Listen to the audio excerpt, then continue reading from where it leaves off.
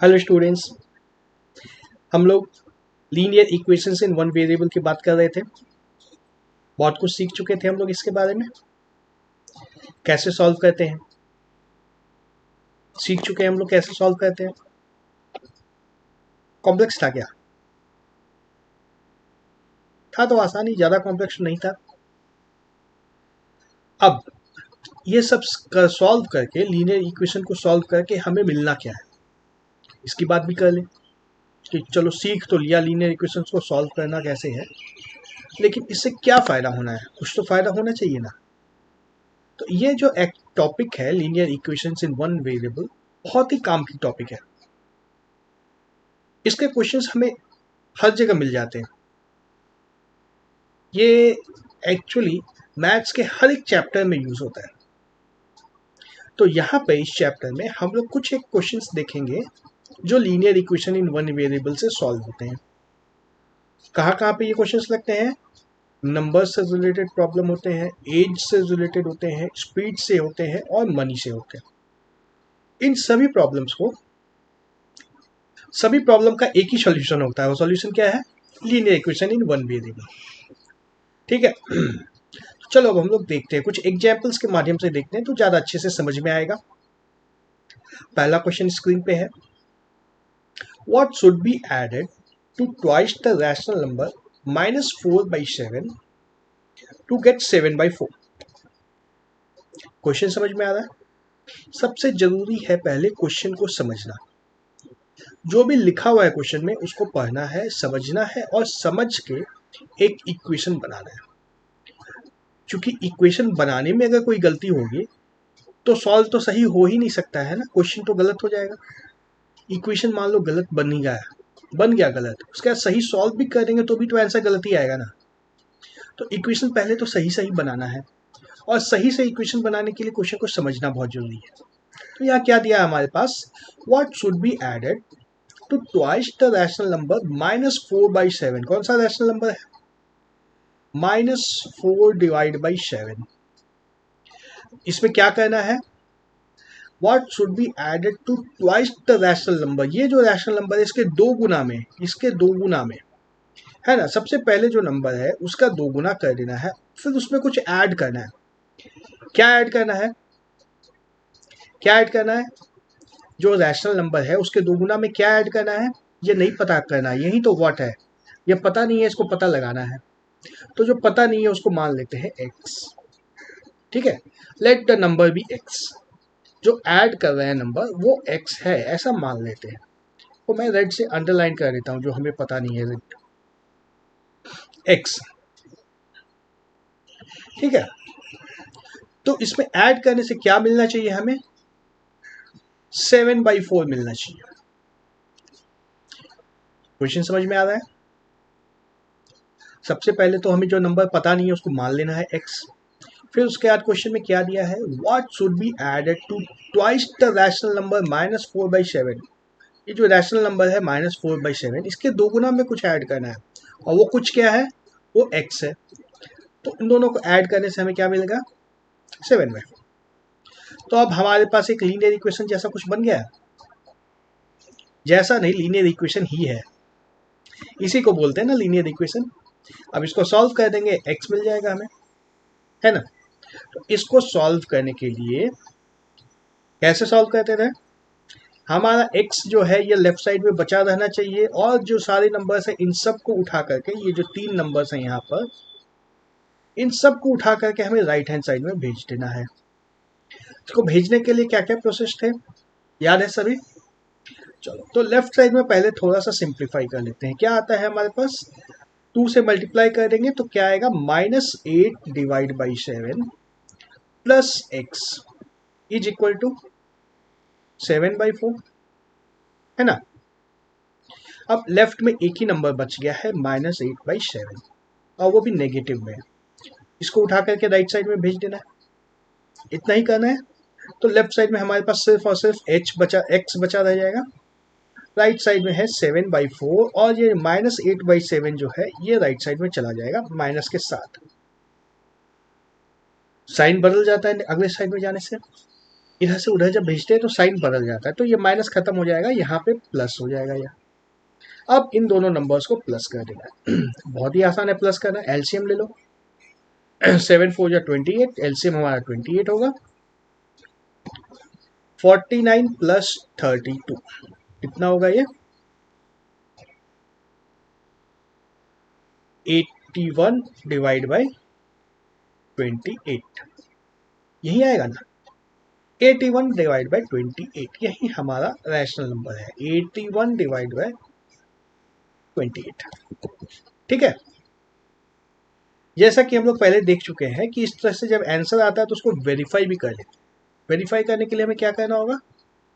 फिर से क्वेश्चन को पढ़ लो एक बार। What should be added to twice the rational number -4/7? -4/7 के 2 गुना में किसको ऐड करना है? हमने आंसर निकाला है 81/28 को ऐड करना है। इसमें क्या आना चाहिए निकाल के चेक कर लेते हैं पहले। एलसीएम तो हमारा 28 ही रहेगा, इधर क्या आ जाएगा? 64 प्लस 81 है ना? 64 ही आएगा ना? सॉरी 32 आएगा क्या? 32 आएगा ना?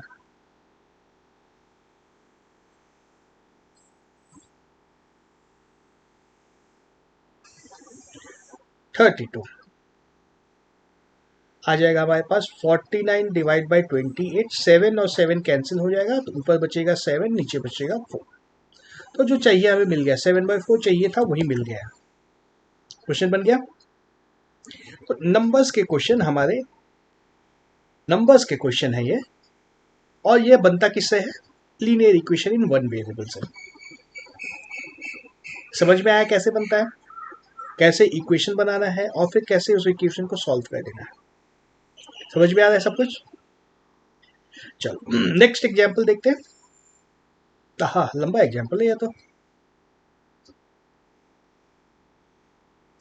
In a cruise ship, only adult students are allowed to go without their parents. Kaina and Garvit are siblings. Kaina's age is 4 years less than age of Garvit. If Kaina is eligible and is 18 years old, what is Garvit's age? ठीक है, will Garvit be able to go to the cruise ship alone? तो सबसे पहले तो गर्वित की as निकालनी है। गर्वित की एज निकालनी है, गर्विट्स एज पता नहीं है तो मान लेंगे x के बराबर है, जो नहीं पता है उसको x मान लेते हैं सबसे पहले। अब इक्वेशंस को बनाना है क्वेश्चन को पढ़ के। देखो, काइनास age is 4 years less than the age of Garvit. तो काइनास एज कितनी है? काइनास एज कितनी है? गर्वित की एज से 4 साल कम है। गर्वित की एज कितनी है? x है, इससे 4 साल कम, x -4। काइनास एज क्या है? x -4। और क्या दिया है? कैना इज एलिजिबल, ठीक है, कैना जा सकती है, एंड इज 18 ईयर्स ओल्ड। ये जो है x -4 ये किसके बराबर है? 18 के बराबर है। ठीक है, तो हमारे पास देखो एक इक्वेशन दिख रहा है यहाँ पे, x -4 is equal to 18, x -4 is equal to 18 हो गया ऐसा।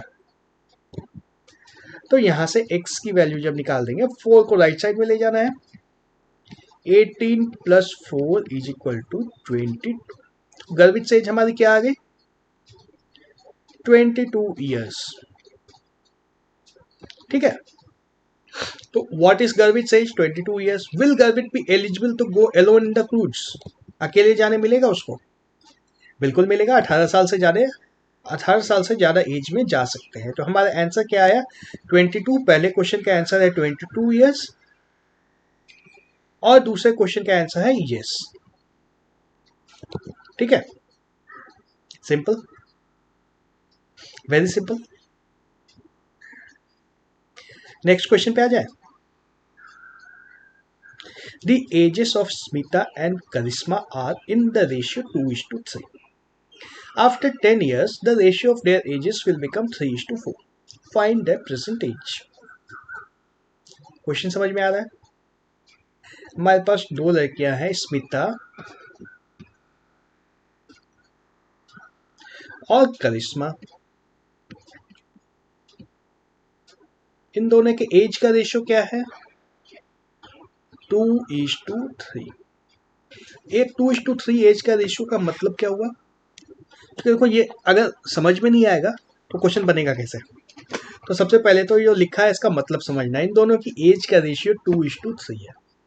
मतलब इसका यह है कि यदि स्मिता की एज 2 है तो करिश्मा की एज 3 है। यदि स्मिता की 4 है तो करिश्मा की एज क्या होगी? 6 होगी। कैसे आ रहा है ये? देखो, ये रेशियो दिया है, इसका मतलब ये है कि स्मिता की एज जो है, स्मिता एज को अगर करिश्मा एज से डिवाइड कर दे, करिश्मा एज से डिवाइड कर दे तो क्या मिल जाएगा? हमें रेशियो मिल जाएगा 2/3। यही होगा ना? रेशियो का मतलब यही होता है, यही होता है। तो देखो, अब यहाँ पे हमें एज नहीं पता है, रेशियो पता है। हमें एज नहीं पता है, हमें पता क्या है? रेशियो। रेशियो पता है तो ये तो सिंपलेस्ट फॉर्म में है। तो इस पूरे को अगर ऊपर और नीचे किसी एक नंबर से मल्टीप्लाई कर दे तो कोई फर्क नहीं पड़ेगा। तो मान लो मैंने ऊपर से और नीचे से x और x से मल्टीप्लाई कर दिया। अब x चाहे कुछ भी हो, x की वैल्यू 1 हो, 2 हो, 10 हो, 100 हो, 1000 हो, 1 लाख हो, 1.5 हो, 2.5 हो, कुछ भी हो x की वैल्यू, x और x ऊपर और नीचे कैंसिल हो जाएगा ना, और रेशियो हमारा हमेशा 2:3 बचा रहेगा, बचा रहेगा। तो मतलब हम लोग यहाँ पे मानेंगे स्मिता की एज क्या है? हम लोग को मानना है let Smita's age is equal to 2x and Karishma's age कितनी होगी? 3x। यहाँ पे x नहीं मानना है इस क्वेश्चन में। अभी तक हमें जो नहीं पता होता था उसको x मानते थे, लेकिन इस बार x नहीं मानना है। हमें एज को मानना है 2x और 3x। क्यों मानना है? इसलिए मानना है ऐसा क्योंकि स्मिता और करिश्मा के एज का रेशियो हमें 2/3 पता है। तो उनकी जो एज होगी वो किसी एक नंबर से मल्टीप्लाई करने से ही आएगी, है ना? तो हमें अब दोनों की एज पता है। अब देखो, एज दो है, दो अननोन है हमारे पास, 2x और 3x दो अननोन है, लेकिन वेरिएबल एक ही है, एक ही वेरिएबल से हमारा काम चल गया x से, है ना? अब देखो, आफ्टर 10 ईयर्स, 10 साल बाद की बात कर रहे हैं। 10 साल बाद क्या होगा? स्मिता से एज कितनी होगी?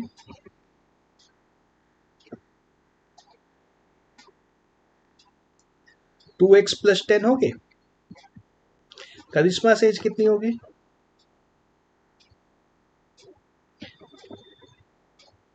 जब स्मिता का साल 10 साल बढ़ा है तो करिश्मा भी 10 ही साल बढ़ेगी ना, 3 गुना तो नहीं बढ़ जाएगी। 2:3 इसका मतलब यहाँ पे 15 नहीं कर देना है ना, 2x + 10 ही होगा, या भी 3x + 10 होगा, सॉरी, 3x + 10, है ना? पहले जो एज था 3x, उससे 10 साल ज्यादा हो गया है। अब क्या दिया है? After 10 years the ratio of their edges will be 3:4। मतलब जो हमारी एज आई है अब 2x + 10 डिवाइड बाय 3x + 10। अगर यह रेशियो निकालते हैं, अगर हमने ये रेशियो निकालने की कोशिश की तो हमारा आंसर क्या आना चाहिए? 3/4। ठीक है। अब क्या कहते थे हम लोग? लेफ्ट से राइट में ले जाएंगे अगर किसी भी नंबर को तो डिवाइड का मल्टीप्लाई हो जाएगा।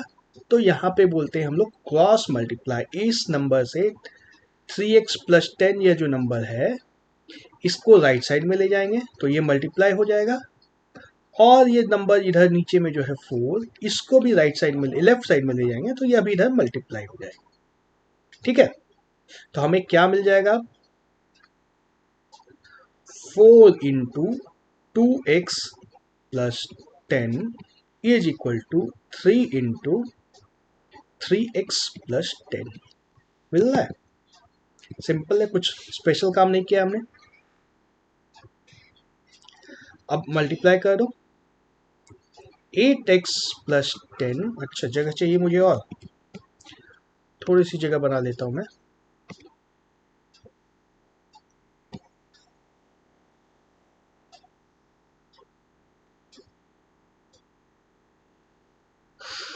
यहाँ पे लिखता हूँ, लेफ्ट साइड में क्या आ रहा है, 8x plus 40 is equal to 9x plus 30।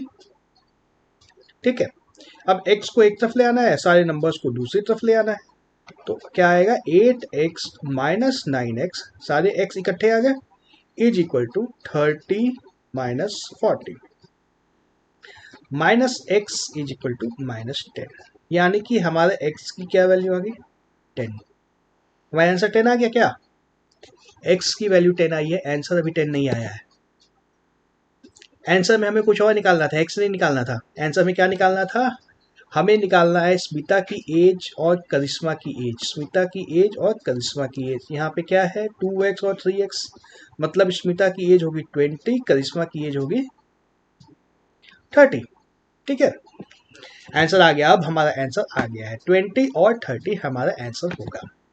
अब चेक कर लेना है, after 10 years the ratio of their edges will be 3:4। 10 साल बाद क्या होगी दोनों की एज, स्मिता की एज हो जाएगी 20 प्लस 10 इज इक्वल टू 30, करिश्मा की एज होगी 30 प्लस 10 इज इक्वल टू 40। तो 30 और 40 का रेशियो 3:4 आएगा, बिल्कुल आएगा, और कुछ आ ही नहीं सकता है, 3:4 ही आएगा। तो यही हमारा आंसर होगा। समझ में आ रही है बात, कोई डाउट नहीं है। नेक्स्ट क्वेश्चन पे आते हैं। Dharmesh is a bus conductor. His bus takes a trip from Dwarka to Delhi airport. During a trip in the morning from Dwarka to his first stop, he earned ₹99। ठीक है, 99 रुपए हैं उसके पास, अब 99 rupees है। He has twice as many 2 rupees coins as he has 5 rupees coins. How many coins of each denomination does he have? तो अब हमें 2 रुपए के कॉइन कितने हैं और 5 रुपए के कॉइन कितने, यह निकालना है। समझ में आ रही बात, 2 रुपए के कॉइन कितने हैं और 5 रुपए के कॉइन कितने हैं, यह निकालना है। टोटल उसके पास 99 रुपीज है।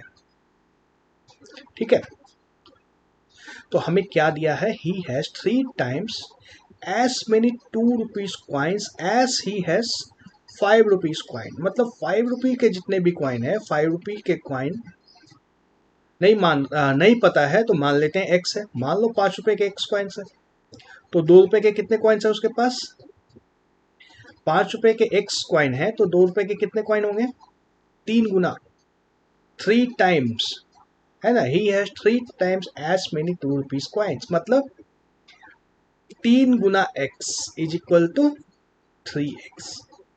फिर से देखो, हमारे पास दो चीजें पता नहीं थी, 5 रुपए के कितने कॉइन है यह भी नहीं पता था, 2 रुपए के कितने कॉइन है यह भी नहीं पता था, लेकिन एक ही वेरिएबल से हमारा दोनों काम हो रहा है। यही करना है, यही सोचना होता है इसमें, एक वेरिएबल से दोनों काम करना है। चूंकि हमारा क्वेश्चन चैप्टर का नाम क्या है, linear equation in one variable, तो वेरिएबल को हमेशा एक रखना है, वेरिएबल अगर 2 हो गए तो वो गई भैंस पानी में। ठीक है ना, तो अब हमारे पास ये दोनों आ गए हैं। अब टोटल उसके पास 99 रुपीज हैं, तो अभी तो बहुत आसानी से आएगा ना, 99 इज इक्वल टू किसके बराबर होगा, 5 इंटू एक्स, 5 रुपए के एक्स क्वाइंस हैं, प्लस 2 रुपए के 3x क्वाइंस है, 2 इंटू 3x, मतलब 99 is equal to 5x plus 6x is equal to 11x। हमारा इक्वेशन क्या आया, 11x इज इक्वल टू 99। यहाँ से x की वैल्यू क्या आ जाएगी, 99 divide by 11 is equal to 9। ठीक है, फिर से हमारा आंसर 9 नहीं है, हमारा आंसर क्या होगा, 9 तो नहीं होगा। How many coins of each denomination does he have, दोनों का कितना कितना कॉइन है, तो 5 रुपए का 9 कॉइन्स है और 2 रुपए के 9 इंटू 3 27 कॉइन्स है। ठीक है, फिर वेरीफाई करना है, वेरीफाई नहीं करोगे तो गलती हो सकती है, वेरीफाई करना बहुत ही जरूरी है। तो चेक कर लो, 9 रुपए के 5 कॉइन है, मतलब कितने, 9 इंटू 5 प्लस 2 रुपए के 27 कॉइन है, 2 गुना 27, कितना आया 45 plus 54 is equal to 99। Match हो गया, अगर वेरीफाई हो जाए तो खुश हो जाना है, आंसर सही आया है। ओके, चलो बाकी क्वेश्चंस अगले वीडियो में देखते हैं।